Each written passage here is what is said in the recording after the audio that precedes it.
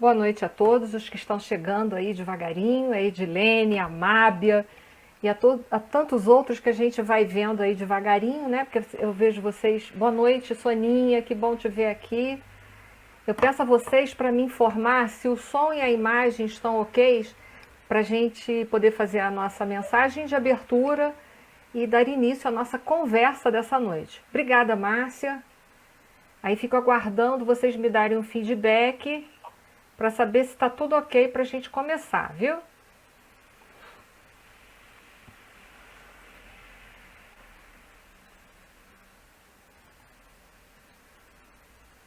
Ok, Edilene, obrigada. A mensagem dessa noite, de abertura, para a gente começar a nos ambientar, né? É desse livrinho que eu gosto muito, Episódios Diários, da Joana de Ângeles. A lição é de número 41, intitulada Ação de Paz. Muito bem. Boa noite a todos que estão chegando, a Edilane, a Jurema, a Célia e a tantos outros. E obrigada aí pelo feedback. E vamos lá. Então, livro Episódios Diários, a mentora Joana de Ângeles, lição 41, Ação de Paz. E diz assim: no teu círculo de amigos não faltam aqueles que cultivam a violência, a arrogância, o espírito perturbador. Bulhentos, irrequietos, gostam de promover desordens, sempre armados contra tudo e todos. Cuidado com eles. Aconselham a anarquia, estimulam arruaças, encorajam a malquerença. Não te inspire na sua poluição mental, responsável pelo seu comportamento alienado. Trata-os com gentileza, no entanto, poupa-te a sua convivência malfazeja. Eles são cansativos pela instabilidade e exaurem aqueles que os cercam, em razão da agressividade em que se debatem. Há quem aconselhe e revide a qualquer ofensa, reproche a toda insinuação, respostas ácidas às provocações. O fogo não se acaba quando se lhe atira combustível. Assim também acontece com o mal.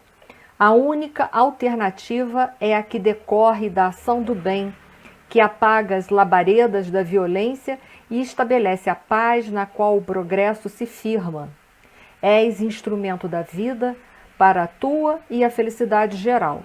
Esparze alegria sem fomentar o pandemônio. Irradia dignidade sem carantonha ou simulação sisuda. Favorece a paz sem pieguismo ou receio da perturbação. Tua realidade íntima, tua forma de vida pessoal. Vive em paz e apazigua todos quantos se cerquem de ti. Boa noite a todos que estão chegando aos poucos, o Marco Mota, a Edilane, a Elizabeth Cunha, a Lília Santos. Muito bom vê-los todos, a Cláudia Serenário, a Maria e tantos outros que vão chegando aí devagarinho. Uma boa noite e agora eu convido a todos vocês para que possamos, unidos através dos nossos pensamentos, mergulharmos numa prece em direção ao nosso Pai. Senhor Deus, Pai de infinito amor, de infinita misericórdia, Jesus, o nosso mestre querido, o nosso amigo incondicional, o nosso irmão maior. Aos nossos mentores, aos espíritos que nos protegem, que nos guiam nas veredas do bem, a nossa eterna gratidão por tanta abnegação, por tanto amor, por tanta dedicação a todos nós.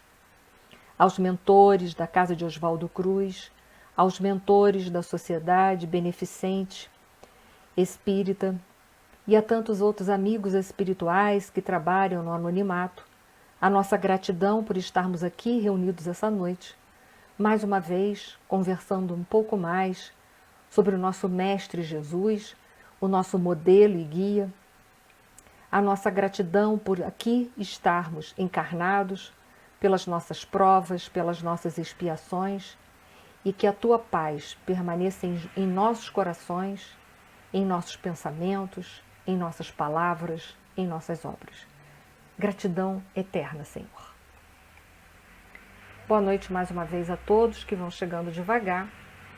O nosso assunto essa noite é uma conversa que nós vamos ter, relembrando a muitos, passando algumas informações para os mais novatos, mas a nossa conversa ela vai girar em torno dos apóstolos de nosso Senhor Jesus Cristo, daqueles que trabalharam inicialmente para que hoje, no século XXI, nós tivéssemos a notícia da Boa Nova, nós tivéssemos a oportunidade de seguirmos esse espírito tão nobre que veio até nós, de uma forma tão abnegada, trazer tantos ensinamentos, ensinamentos estes que servem para nós trilharmos o caminho do bem, na direção do nosso Pai, na direção das leis de Deus. A nossa eterna gratidão, primeiramente ao nosso Mestre Jesus e segundo a todos esses espíritos que deram a sua vida para que hoje nós pudéssemos construir a nossa vida. Uma vida de libertação, da libertação dos ciclos reencarnatórios de dor. Uma vida permeada de paz e de amor. A minha eterna gratidão a esses espíritos.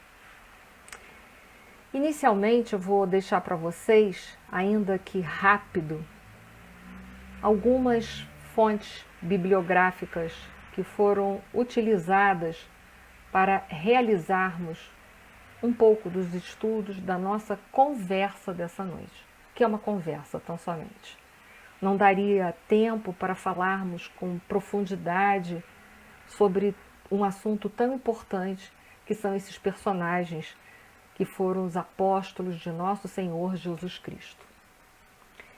Em Mateus, no capítulo 10, versículo principalmente 1, mas até 4, diz lá Mateus que Jesus, tendo chamado seus 12 discípulos, deu-lhes Jesus, então, a autoridade sobre os espíritos imundos para os expelir e para curar toda sorte de doenças e enfermidades.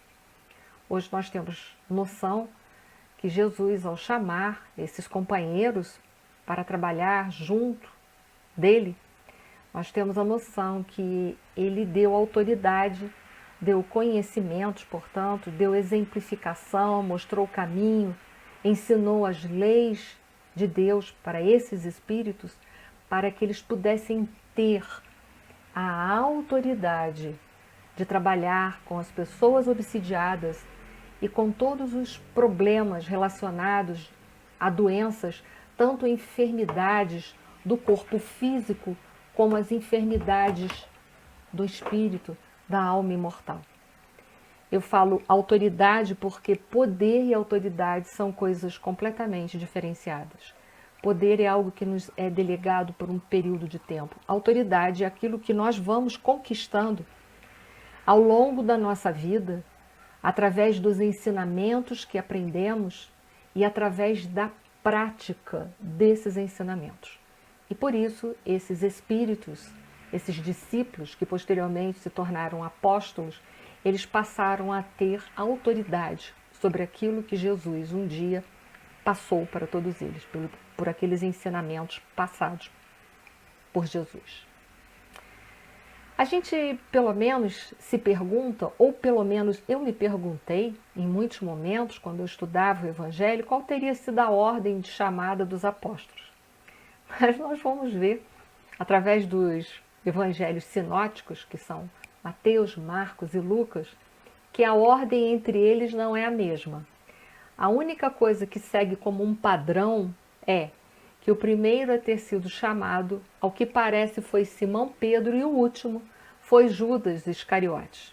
Então, a ordem que vai ser apresentada em Marcos não vai ser a mesma ordem de chamada que nós vamos ver no Evangelho de Mateus ou de Lucas.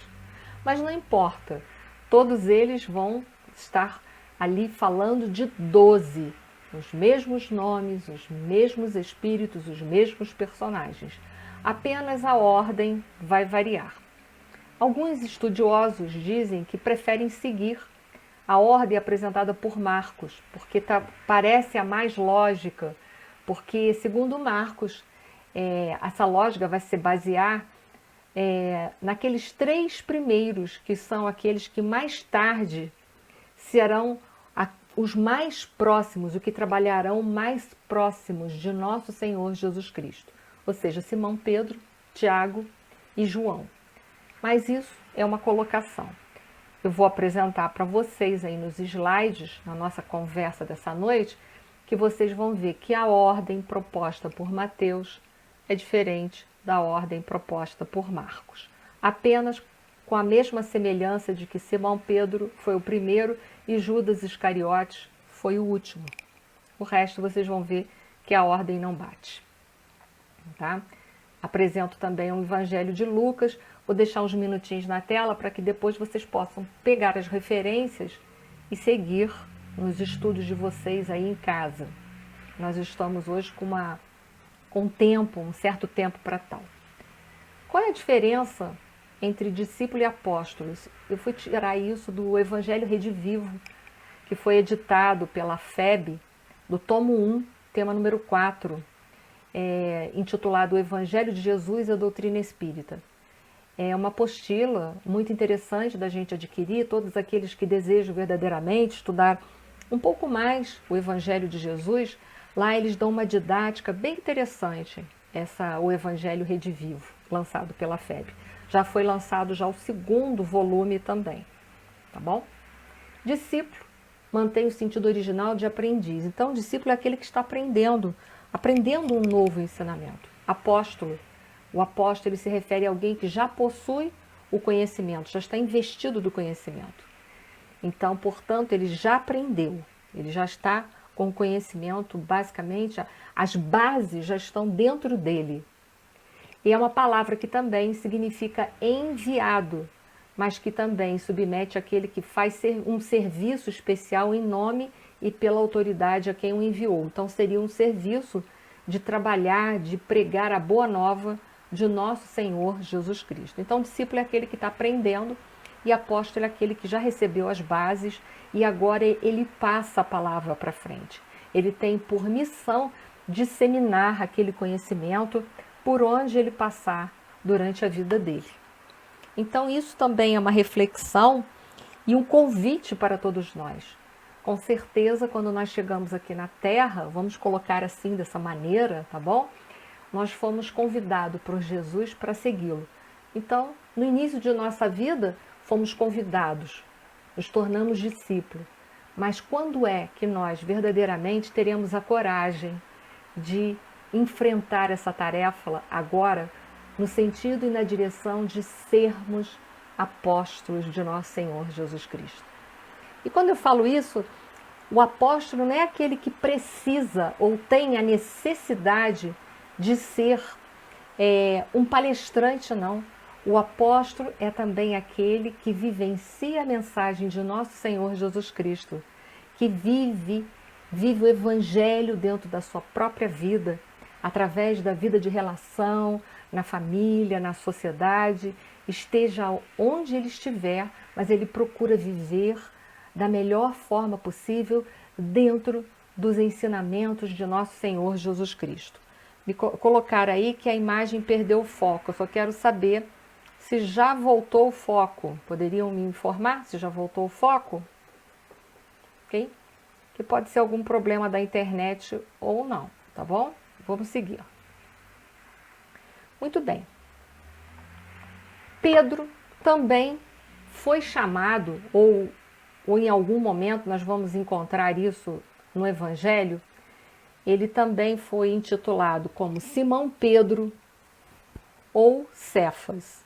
João era chamado João Evangelista. Tiago, nós vamos ter 2 Tiago. Então, um era chamado Tiago Maior e o outro era chamado Tiago Menor, ou simplesmente de Tiago, ou Tiago filho de Alfeu, porque ele era filho de Alfeu. Nós vamos ter o Tomé, né, que é aquele da dúvida, que diz que só acreditava se visse. E ele também era chamado em algum momento por Dídimo. Então, Tomé e Dídimo é a mesma coisa. Mateus, ou em alguns momentos ele era também chamado de Levi, ou Levi o publicano, porque ele fora publicano, ele fora cobrador de impostos antes de seguir o Mestre Jesus. Nós vamos ter Simão, que é o Simão, que não é o Simão Pedro, tá bom? Nós temos que separar, nós temos como lermos as escrituras, ver de que Simão está se referindo, se é Simão Pedro, ou se é Simão o cananita, ou Simão o zelote. Nós vamos ter Bartolomeu ou Natanael, que segundo os pesquisadores, os estudiosos, é o mesmo personagem, não são duas pessoas, mas Bartolomeu e Natanael é uma pessoa única. André, que é irmão de Pedro, de Simão Pedro, primeiro lá, de cima de tudo. Judas, que é o Judas Iscariotes. O Filipe, que é de Betsaida. Ok? Para todo mundo? Então vamos lá. Vamos lá, vamos lá, vamos lá. Deixa eu passar o próximo slide aqui para vocês. E nós temos também, eu não botei ali, outro Judas que não é o Iscariotes, tá bom? Vamos lá. Aqui, para facilitar o nosso entendimento, que eu não sei se os slides estão indo e voltando, pode ser o problema da internet, que eu dei uma observada agora, mas vocês coloquem aí para mim se está acontecendo isso, está dando uma piscadinha de vez em quando. Só me dê essa informação para eu saber. João Evangelista e Tiago Maior, eles eram irmãos e Jesus os cognominou de Boanerges, ou filhos do trovão, porque eles tinham uma personalidade, às vezes, muito violentas em alguns momentos. Então, eles foram apelidados de O Trovão. Tá? A Cláudia Serenari está me falando que a imagem está sempre certa, então tá ótimo. Então, João Evangelista e o Tiago, que é maior, eles eram irmãos. Tiago menor e Judas Tadeu e Simão, ok? E Simão também eram irmãos, tá? O Simão aí é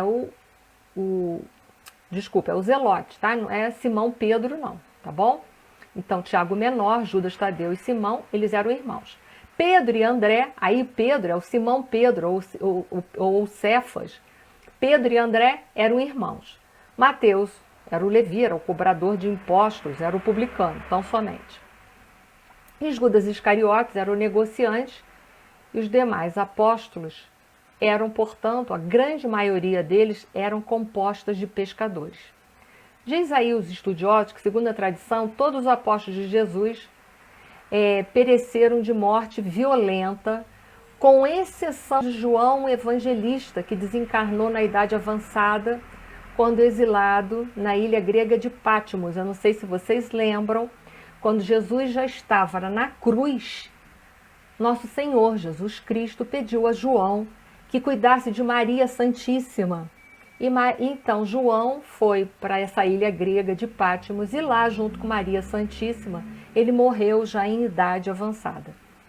Então, excetuando-se Judas Iscariotes, que se suicidou, e excetuando João Evangelista, que morreu com idade avançada, todos os outros sofreram morte violenta, martírio, foram martirizados, ok?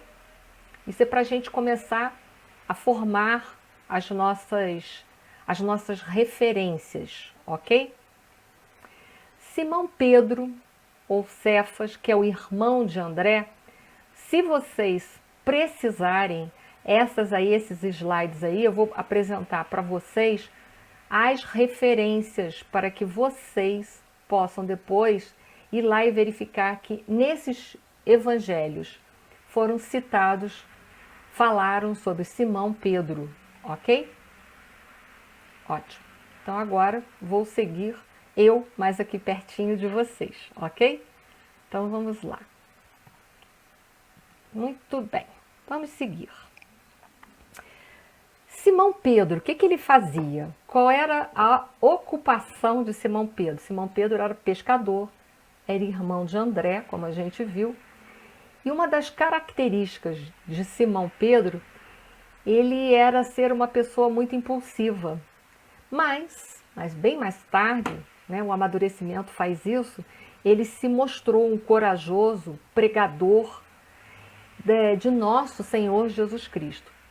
Um dos principais eventos de Simão Pedro é que nós vamos ver que Simão Pedro era um dos 3 discípulos mais próximos a nosso Senhor Jesus Cristo. Ele reconheceu nosso Senhor Jesus Cristo como Messias e foi aquele também que negou nosso Senhor Jesus Cristo 3 vezes.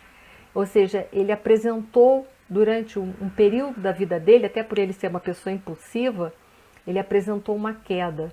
Mas depois, Pedro, ele amadureceu tanto, mas tanto, que foi um grandioso pregador, um trabalhador fiel de nosso Senhor Jesus Cristo, mostrando para nós a sua queda, mas também a sua capacidade de ascensão. Eu já falei uma certa vez aí para vocês, eu fiz uma palestra falando sobre Pedro, sobre Simão Pedro. Então Pedro nos deixou muitos ensinamentos. Pedro foi um dos líderes da igreja de Jerusalém, né, da Casa do Caminho. Ele escreveu as epístolas 1ª e 2ª de Pedro, né, as epístolas de Pedro.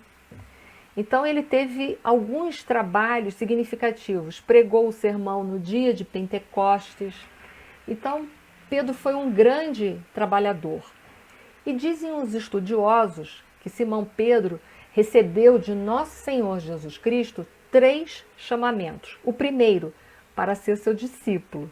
O segundo, para acompanhá-lo em missão de pregar o Evangelho. E terceiro, foi chamado por Jesus a ser o seu apóstolo. E Pedro cumpriu com todas as suas finalidades. Então, Pedro também foi denominado por nosso Senhor Jesus Cristo de Cefas, Simão Pedro, pedra, né? Ele era um pescador e Jesus disse para ele que Pedro seria um pescador de homens, o que ele cumpriu muito bem com a sua função até o fim de sua vida.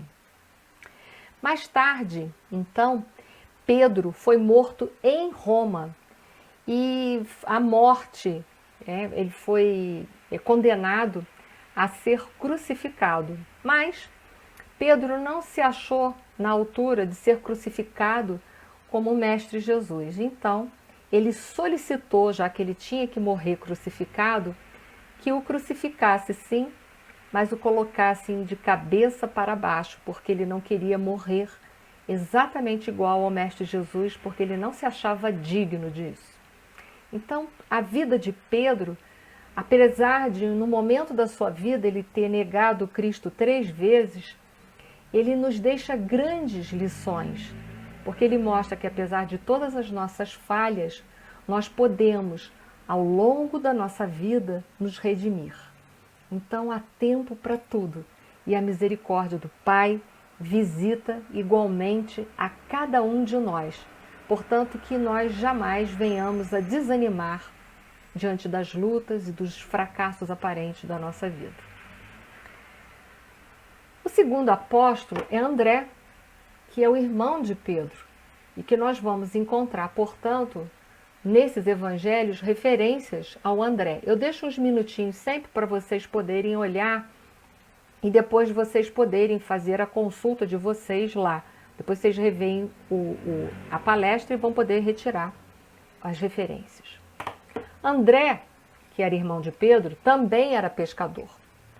Uma das características dessa personalidade, da personalidade do André, é que ele anelava levar aos outros a mensagem de Cristo.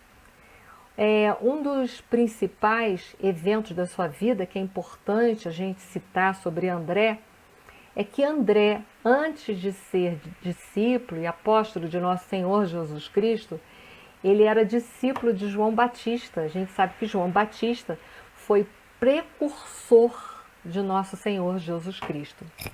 E André, portanto, ele sempre, segundo os estudos que temos de André, o apóstolo, ele era uma pessoa que sempre procurou se espiritualizar, sempre procurou se informar sobre os assuntos da alma. ele estava sempre envolvido dentro do processo da espiritualização. E dizem em João, lá capítulo 1, versículo 40, João fala para a gente que foi André que apresentou Pedro a Jesus. Mas isso está lá em João, capítulo 1, versículo 1, capítulo 1, versículo 40, ok? Muito bem, André estava presente nos milagres da multiplicação dos pães e presente também na fala apocalíptica do Monte das Oliveiras. Lembra? Lá no Monte das Oliveiras foi onde Jesus fez um dos seus últimos discursos para a humanidade, foi o último discurso em que ele faz o sermão profético, onde ele vai falar da transição planetária, dessa nossa mudança de planeta de provas e expiações para planeta de regeneração. E André estava presente quando Jesus profetizou essa transição planetária. André também foi martirizado pela crucificação, só que foi numa cruz em forma de X. Ele também morreu crucificado, mas numa cruz em formato de X. Então a gente vai vendo que todos eles, de alguma forma, tirando aqueles dois que eu falei no início, porque um se suicidou e o outro morreu já numa idade avançada, que foi João. O nosso próximo apóstolo é Tiago, que é o filho de Zebedeu, ou o Tiago maior, que é o irmão de João, o evangelista. Eu vou batendo isso porque às vezes nem para todo mundo isso está na cabeça. Tem gente que a gente fala assim, Tiago, Tiago maior, sei, era irmão de João Evangelista. Mas nem todo mundo tem esses personagens na cabeça. Então, eu dou uma batida, volto de novo para tentar ver se vai ficando na nossa mente, ok? Desculpa se em algum momento parecer um pouco repetitivo, mas eu vou fixando para ficar fácil, para tentar tornar a fala fácil. Tiago, que era filho de Zebedeu, ou Tiago maior, que era irmão de João, o evangelista, também ele tinha como função, ele era pescador. Dizem que era um homem impetuoso, e por isso lembra que Jesus denominou ele, João, o evangelista, apelidou os dois como filhos do trovão. Eles eram pessoas assim, impetuosas. Então, Jesus o apelidou ambos de filhos do trovão. A principal característica da vida do nosso querido Tiago Maior, ele também vai pertencer ao grupo mais íntimo, daqueles que caminhavam mais intimamente, sempre estavam muito próximos a nosso Senhor Jesus Cristo, ok? E existem nos evangelhos fundamentos, nos textos, principalmente de Lucas, capítulo 6, 16, e Atos do Apóstolo, capítulo 1, de 1 a 13, que Tiago Maior seja também irmão de Judas Tadeu por parte de mãe. Então essas duas referências dizem que possivelmente por parte de mãe, Tiago Maior e João Evangelista eram irmãos de Judas Tadeu, ok? Gente, a nossa conversa essa noite é um pouco biografia, tá bom? É um pouco biografia. Peço desculpas a vocês, mas nós estamos fazendo uma viagem pela vida desses trabalhadores. Muito bem. Como foi a morte de Tiago Maior? Dizem os historiadores que ele foi o primeiro mártir como apóstolo de Jesus. Mas, em verdade, o primeiro mártir do cristianismo mesmo, dizem que foi Estevão. Mas como apóstolo, ele foi o primeiro, como apóstolo, ele foi o primeiro mártir, ok? Como apóstolo de nosso Senhor Jesus Cristo, ele foi o primeiro mártir. Ele morreu pela espada de Herodes Agripa I. Então ele foi morto pela espada, ele foi morto por espada. Não temos assim detalhes dessa morte, apenas sabemos que ele morreu pela espada, ok? vamos seguir aqui o nosso caminho. Eu vou botando aí para vocês, vez por outra. Se ficar meio para o lado, eu peço desculpas. Vamos lá. Qual é o próximo? João, filho de Zebedeu. João evangelista. Aquele que morreu de velhice, que não foi martirizado, que foi a pedido de nosso Senhor Jesus Cristo, foi aquele que cuidou de Maria Santíssima. A Mábia está colocando assim, os apóstolos são exemplos que pessoas comuns podem seguir o Cristo. É verdade, todos nós podemos ser discípulos, todos nós, se quisermos, podemos ser apóstolos de nosso Senhor Jesus Cristo. Realmente nós não precisamos ser pessoas perfeitas, pessoas acadêmicas, pessoas intelectualizadas. Nós vamos ver que Jesus se utilizou de pessoas muito simples, mas que tinham o coração cheio de amor, cheios de boa vontade. Muito obrigado, Mábia. É verdade, as suas colocações são muito sábias e eu te agradeço a ajuda. Muito bem, vamos seguir aqui um pouquinho mais sobre João. O que João fazia? João também era pescador, né? Tinha um temperamento forte, como seu irmão, o Tiago Maior. Por isso, ele foi apelidado por Jesus de Filho do Trovão. As principais características, ele fazia parte dos grupos dos apóstolos mais próximos de nosso Senhor Jesus Cristo. Então era ele, o irmão dele, o Tiago Maior, nós vamos ver o Simão Pedro, eram aqueles sempre que estavam bem mais próximos, André, eram sempre aqueles que estavam sempre bem mais próximos de nosso Senhor Jesus Cristo. João, ele vai escrever o Evangelho de João, que não faz parte do Evangelho Sinóticos. Nós já tivemos a oportunidade de conversarmos em outras palestras sobre as características ou sobre as características do Evangelho de João, que ele é bem particular. 80% do que está escrito no Evangelho de João não guarda nenhuma relação com os Evangelhos Sinóticos. É um Evangelho mais espiritual, é um evangelho que já aponta, já mostra nosso Senhor Jesus Cristo como um espírito de escola, um espírito muito evoluído que vem à Terra. João tem uma característica bem diferente dos outros evangelistas, ok? Além do evangelho de João, João também escreveu o Apocalipse, um livro de difícil interpretação, e 3 epístolas que levam o seu próprio nome, as epístolas de João. Muito bem. A morte de João. A morte de João, como nós vimos, ele morreu em Pátimos, morreu já idoso, e lá, no final da sua vida, ele tomava conta de uma igreja que existia lá. Ele morreu trabalhando, servindo ao nosso Senhor Jesus Cristo e também cumprindo a promessa que ele fez a Jesus, que ele cuidaria de Maria Santíssima até os últimos dias da vida dela aqui na Terra. Então, João foi um grande trabalhador de nosso Senhor Jesus Cristo. Vamos ao outro. O outro evangelista, ele é Filipe. Tão somente Filipe. Aí vocês vão ter algumas referências de Filipe. Nós não podemos confundir este Filipe com o Filipe que andava junto com Paulo de Tarso. São diferentes. Então, quando a gente estiver lendo, principalmente as epístolas relacionadas, escritas por Paulo de Tarso, nós temos que ver a que Filipe que Paulo de Tarso está se referindo. Então, eu chamo só atenção para vocês sobre isso, para quando vocês lerem, vocês ficarem antenados sobre qual Filipe que Paulo de Tarso está se referindo. E nós vamos ver que tem uma diferença. Vamos falar um pouco de Filipe. O que Filipe fazia? Filipe também era um pescador. A grande maioria era pescador. A característica, dizem os estudiosos de Filipe, é que ele era muito questionador, sempre muito questionador.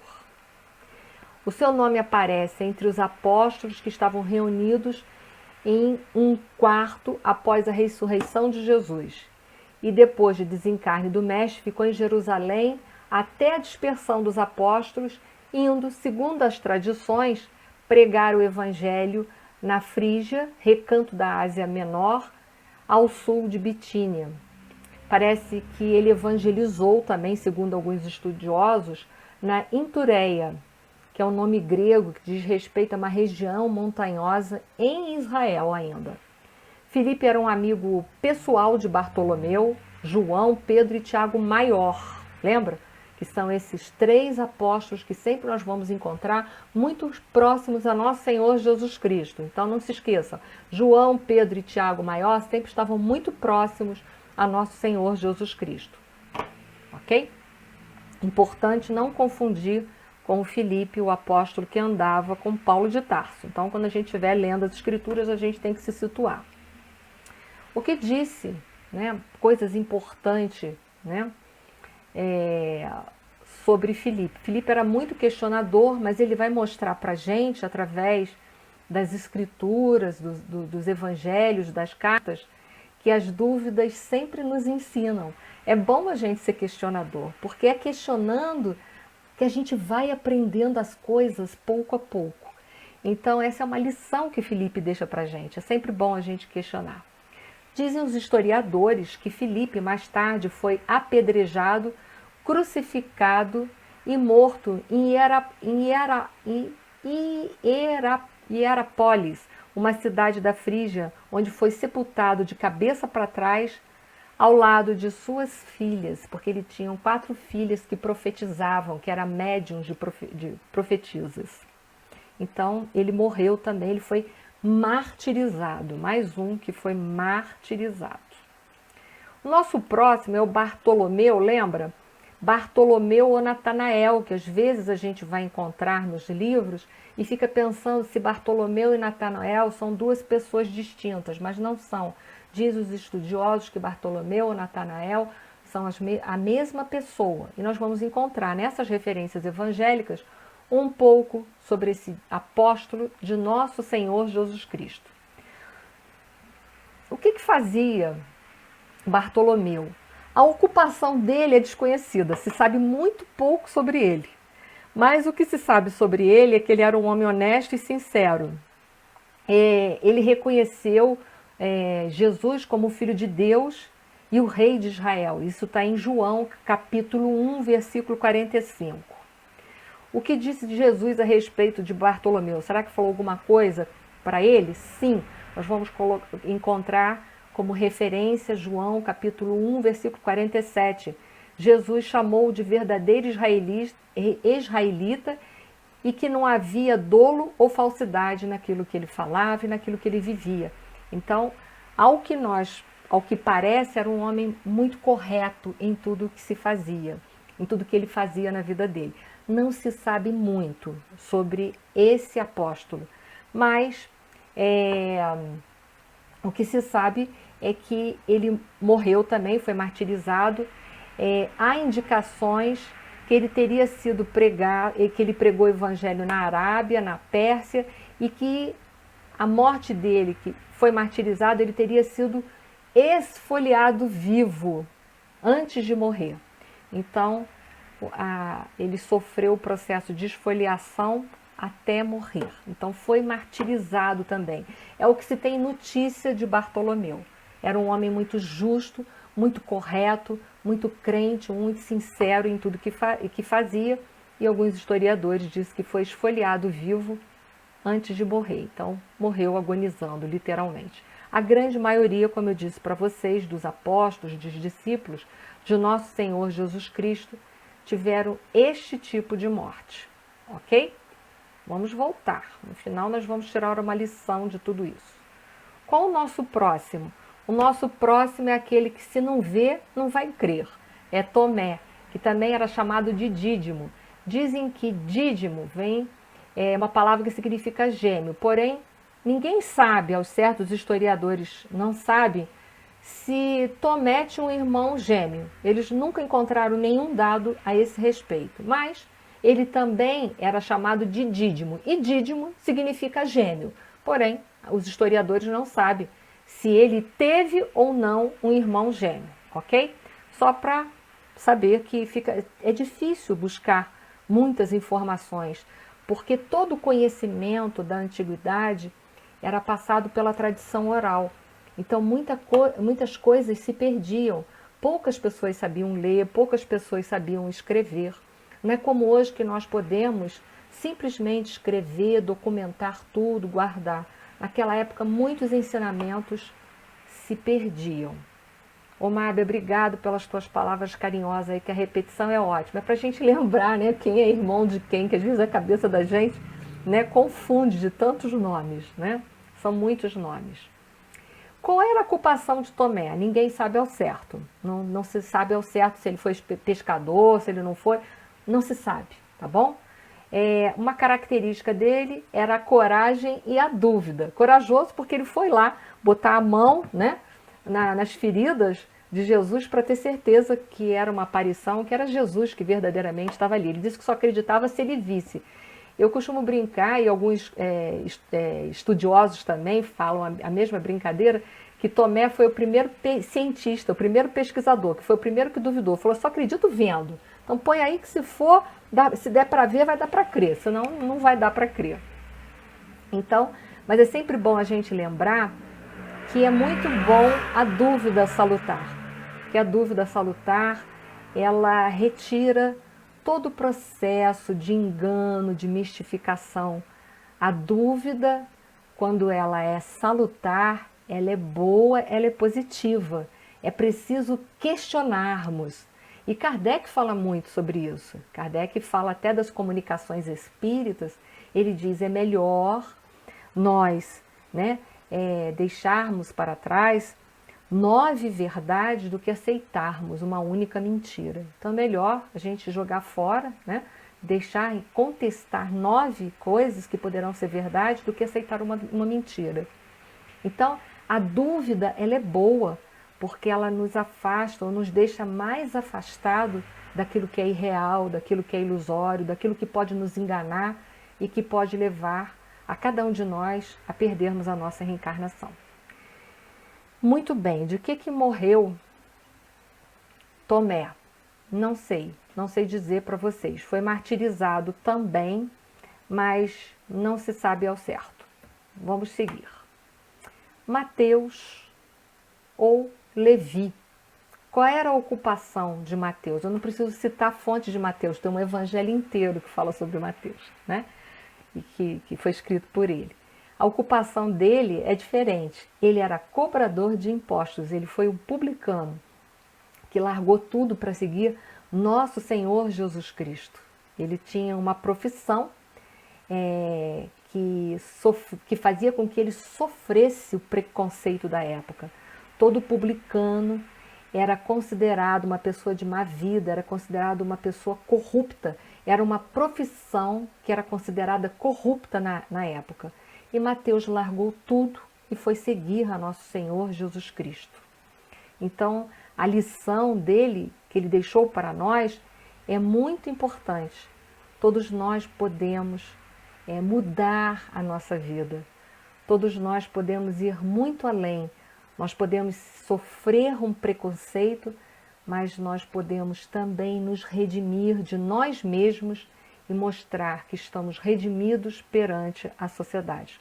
Podemos mudar a nossa vida. Então, Mateus era um homem corajoso, um homem correto, que largou tudo para seguir nosso Senhor Jesus Cristo.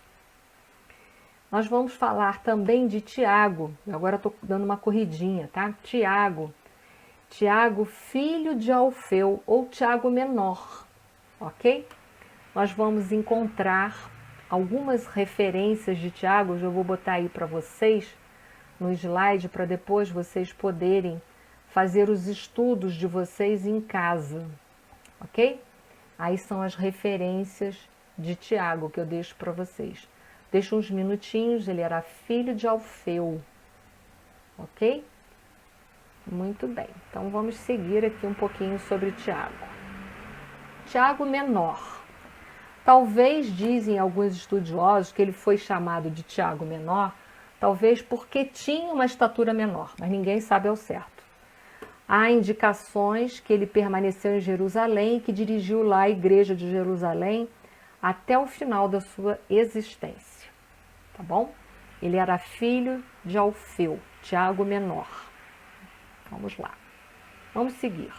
Ocupação. Não se sabe ao certo, mas alguns estudiosos acham que Tiago era pastor de ovelhas. Mas entendam, não se sabe ao certo. É uma suposição. Uns e outros deduzem que Tiago era pastor de ovelha.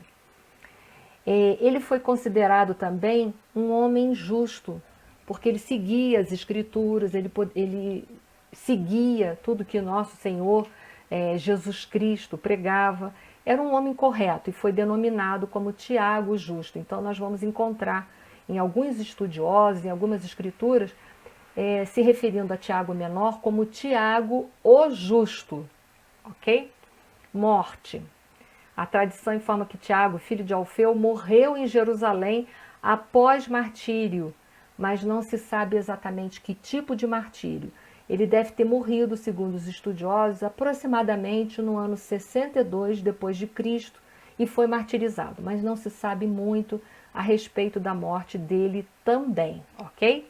Todos foram martirizados, só que alguns eles sabem exatamente como morrer e outros eles apenas têm notícia, mas não sabem exatamente o martírio que sofreu. Vamos lá, vamos seguindo. Nós temos o Judas, mas esse Judas aí não é o Judas Iscariote, mas é o Judas Tadeu, que eu vou colocar aí para vocês, que escreveu uma epístola. Nós temos a epístola de Judas Tadeu. Eu vou colocar a referência, eu deixaria uns minutinhos para que vocês depois possam ir lá e fazer as conferências, tá bom? Possam enriquecer os estudos de vocês. E deixei também a bibliografia no início, para vocês poderem ir lá estudar mais.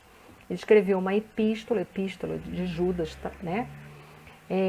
No qual ele refere-se a si mesmo como irmão de Tiago, filho de Alfeu. Então, Judas Tadeu, ele se intitula lá como o irmão de Tiago, filho de Alfeu, ok? Vamos ver mais um pouquinho sobre ele. Qual a ocupação de Judas Tadeu? Não se sabe. Esse aí a gente não encontra em lugar nenhum, nem suposição. Não se sabe verdadeiramente. Não se sabe muitas coisas. Ele deixou escritos, foi o trabalhador de nosso Senhor Jesus Cristo, mas não se sabe muito sobre ele também, por incrível que pareça, ok? Como Tiago morreu? Foi martirizado na Pérsia, mas qual o tipo de martírio que Judas Tadeu sofreu? Os estudiosos não sabem informar, apenas sabem informar que ele foi martirizado na Pérsia. Então, como eu disse para vocês, às vezes a gente não tem muitos dados sobre ele, mas ele deixou epístolas. Então, é isso que é importante, nós poderíamos estudar as epístolas de Judas Tadeu, ok? Simão. Simão não é o Pedro. Lembra que eu falei para vocês? Nós temos o Simão Pedro, mas nós temos o Simão o Zelote. E é esse Simão aí que eu vou deixar para vocês algumas referências, eu coloco e tiro para vocês ir lá buscar e poderem fazer as suas consultas e enriquecer o estudo de vocês. Que a gente aqui essa noite, o que a gente está fazendo? A gente está dando uma pincelada, ok? Nós vamos encontrar, ele era chamado Simão o Zelote, porque estava relacionado, sim, porque ele pertencia a uma seita, a seita dos zelotes, ou zelosos, ou zeladores. Era uma seita ultranacionalista e não religiosa, a qual lutava, essa seita, para a libertação de Israel do jugo romano. Então é isso que nós sabemos um pouquinho sobre Simão o Zelote. Qual era a profissão dele? Dizem que esse era pescador, esse a gente sabe, né? Ele era chamado de Zelote, a gente viu as razões, e tornou-se um discípulo de nosso Senhor Jesus Cristo. O que se sabe da morte dele? Não encontrei. Foi também martirizado, mas não se sabe muito a respeito dele. E finalmente, nós vamos ter o último companheiro de jornada, que não vale nós julgarmos, até porque nós não temos condições de julgarmos a ninguém, como diz a doutrina dos Espíritos, na questão precisa 903 do Livro dos Espíritos. Nós não temos condições de julgar a ninguém. e também já fiz uma palestra falando sobre Judas Iscariotes. Ele também vai nos deixar um ensinamento, apesar de ter cometido suicídio. Nós vamos ver que Judas Iscariotes, Judas era o único que não era galileu, todos os outros eram nascidos na Galileia. Judas era da Judéia. Judas, qual era a profissão de Judas? Nós já tivemos a oportunidade de ver que Judas Iscariotes, ele era um comerciante, nos dizeres, na atualidade, ele era um comerciante de pequenos negócios. E a gente vai ver por esses relatos, por essas referências que eu coloquei aí rapidamente nos slides para vocês, que Judas Iscariotes, ele tendia à desonestidade, ele era uma pessoa ambiciosa. E que ele traiu nosso Senhor Jesus Cristo. Ele é intitulado por alguns estudiosos como discípulo iludido. Ilusão que todos nós poderíamos sofrer. Todos nós temos algum tipo de ilusão na nossa vida. Então, por isso que não nos cabe julgar Judas Iscariotes. Dizem, principalmente na obra de Humberto de Campos, intitulada Boa Nova, que Jesus, nosso Senhor Jesus Cristo, teria o advertido logo no início do seu apostolado, dizendo para Judas o seguinte: a bolsa é pequenina, contudo, permita a Deus que nunca sucumbas ao seu peso. Ele disse isso para Judas. Mas, infelizmente, a bolsa, apesar de ser pequena, fez com que Judas Iscariotes sucumbisse no peso da própria ilusão. Mas, como eu disse para vocês, não vale a nenhum de nós, não cabe a nenhum de nós julgarmos Judas Iscariotes, até porque nós sabemos que durante a sua trajetória em outras reencarnações, ele se redimiu e trouxe grandes benefícios para a humanidade. Como Judas morreu? Ele se suicidou, ele foi enforcado. Isso nós sabemos. Nós vamos ter outros apóstolos que não conheceram pessoalmente nosso Senhor Jesus Cristo, não conviveram com nosso Senhor Jesus Cristo, como Lucas, que era um sírio de Antioquia. Ele era médico de profissão e escreveu o Evangelho de Lucas a pedido de Paulo, o apóstolo. Ele foi convidado, foi solicitado por Paulo, o apóstolo, para escrever o Evangelho com a narrativa de Maria, mãe de Jesus. E Lucas, então, se dirigiu, foi até Maria, mãe de Jesus, e escreve todo o seu evangelho embasado nessas narrativas. A morte de Lucas, esse grande trabalhador, dizem que ele teria sido enforcado numa árvore na Grécia, mas também não se sabe muito sobre isso. E um outro grandiosíssimo trabalhador de nosso Senhor Jesus Cristo, que também não conviveu com Jesus, é o nosso querido Paulo de Tarso, que era chamado inicialmente Saulo de Tarso, da cidade de Tarso, que era uma capital da província romana, Cilícia. Ele começou a receber os seus primeiros ensinamentos aos 14 anos de idade, onde começou a fazer a sua formação como rabino, como judeu. E assim ele foi durante toda a vida dele, e aquela história toda que nós já conhecemos, quando Paulo de Tarso, então, ele se muda para Jerusalém, ele vai se tornar um dos principais sacerdotes do Templo de Jerusalém. Ele ouve falar sobre uma seita muito antagônica aos princípios, aos ensinamentos farisaicos. E Paulo, com seu temperamento, um homem extremamente honesto naquilo que ele fazia, com uma fé grandiosa, ele se sentiu profundamente ofendido com essa seita que era o cristianismo, e aí então começa a perseguir os cristãos e, sem ele poder imaginar, ele manda matar Estevão, que posteriormente ele veio a saber que era o seu cunhado, irmão da sua querida e amada Abigail. Depois disso, Paulo de Tarso, como nós sabemos, ele, após a morte de Jesus e tudo mais, enfim, ele fica indignado com essa situação de ter matado o seu cunhado, o Estevão, e ele então sai em perseguição de Barnabé, que havia convertido e levado os ensinamentos de nosso Senhor Jesus Cristo à sua amada Abigail. Ele sai a perseguir Barnabé com o intuito de resolver essa questão.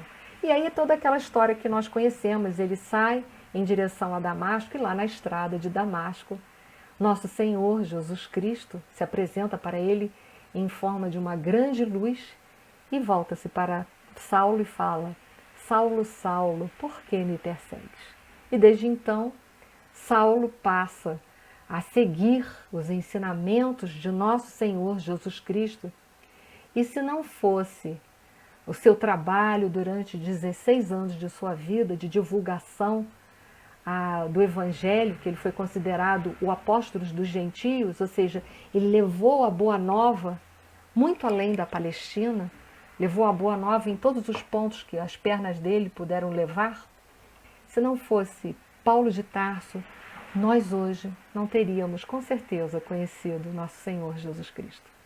A nossa eterna gratidão a esse espírito tão corajoso, tão vigoroso. Paulo deixou 14 epístolas para todos nós. Divulgou o cristianismo em muitos lugares.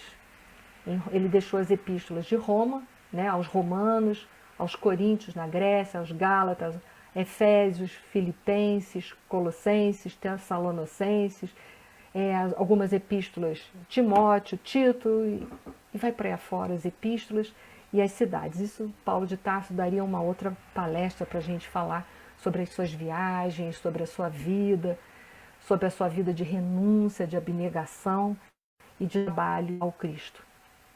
Ele foi morto, ele foi decapitado pelas legiões romanas e morreu, portanto, também foi, de uma certa forma, martirizado em Roma.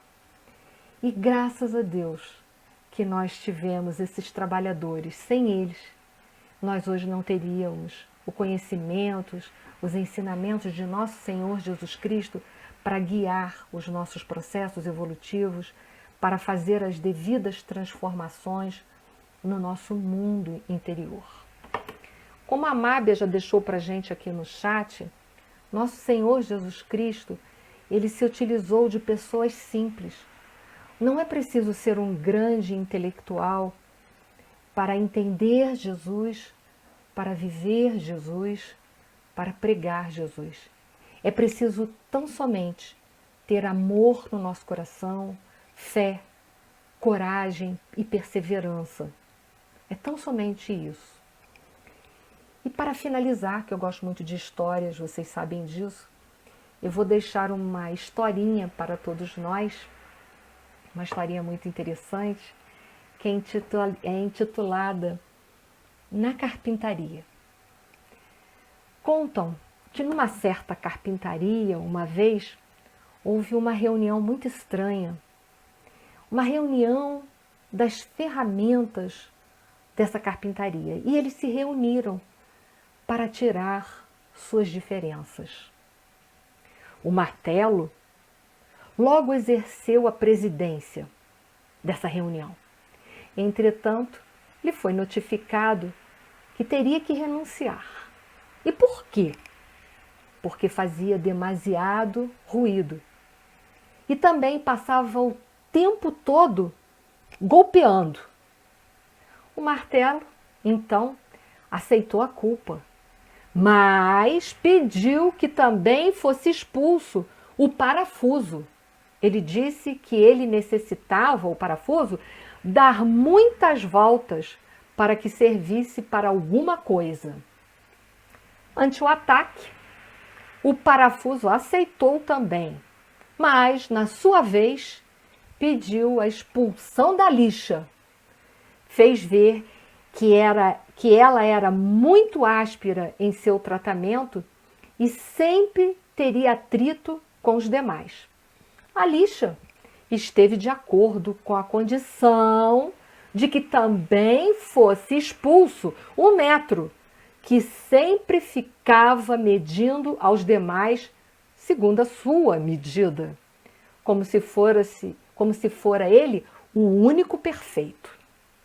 Nisso, então, diante desse cenário, entrou o carpinteiro. O carpinteiro colocou o seu avental e iniciou o seu trabalho utilizando o martelo, a lixa, o metro, o parafuso. E, finalmente, a grossa madeira inicial se converteu num lindo e maravilhoso armário, um móvel lindo. Quando a carpintaria ficou novamente sozinha, que o carpinteiro foi embora, a reunião recomeçou e disse o serrote: Senhores, se há demonstrado que todos temos defeitos, entretanto, o carpinteiro trabalha com nossas qualidades. Isto é o que nos faz valiosos. Assim, superemos nossos pontos negativos e nos concentremos na utilidade de nossos pontos positivos. Todos concluíram, então, que o martelo era forte, o parafuso unia e dava força, a lixa era especial para afinar e limar as nossas asperezas, e observaram que o metro era preciso e exato. Sentiram-se, então, uma equipe a produzir móveis de qualidade. Então, meus queridos amigos, essa é a lição para todos nós. Todos nós possuímos defeitos, mas todos nós temos alguma utilidade. E que possamos nos amar uns aos outros, porque seremos reconhecidos como os discípulos de nosso Senhor Jesus Cristo, pelo amor que tivermos capacidade de sentirmos uns pelos outros. E o amor se traduz em misericórdia e compreensão. Que tenhamos muita compreensão e misericórdia uns dos outros, porque defeitos todos nós temos. Gratidão eterna pela paciência infinita de vocês de me ouvirem até essa hora. E eu vou fazer a prece final e vou deixar uma imagem linda de vocês, uma imagem linda para vocês refletirem que nós também podemos ser esses trabalhadores de nosso Senhor Jesus Cristo. Basta para tal nós nos empenharmos.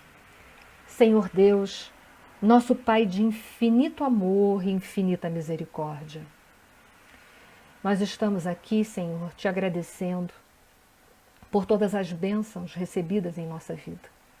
A nossa vida é a bênção, Senhor. Estar reencarnado nesse instante, nesse planeta lindo, azul, é uma grande bênção, uma grande oportunidade para todos nós. A nossa eterna gratidão, Senhor. Mas te rogamos a tua misericórdia para conosco, para que nos sustente a nossa fé, para que nos ajude a sermos perseverantes em mudar a nós mesmos, porque precisamos de muita força, fé e coragem para enxergarmos quem somos e também para operarmos as transformações que necessitamos. Eterna gratidão por esse momento que nos unimos em prece, nos unimos nessa prece sincera, de coração, por nós mesmos, mas também por toda a coletividade terrestre, que onde houver, Senhor, dores, trevas e dúvidas, a nossa prece unidas a tantas outras que são feitas nesse planeta, possa levar um pouco de alento, um pouco de fé, um pouco de coragem, um pouco de força. Gratidão por todos os momentos da nossa vida. Gratidão por aqui estarmos. E que essa paz e esse amor permaneça entre todos nós, hoje, agora e sempre. Uma noite de paz e luz a todos. Muito obrigada.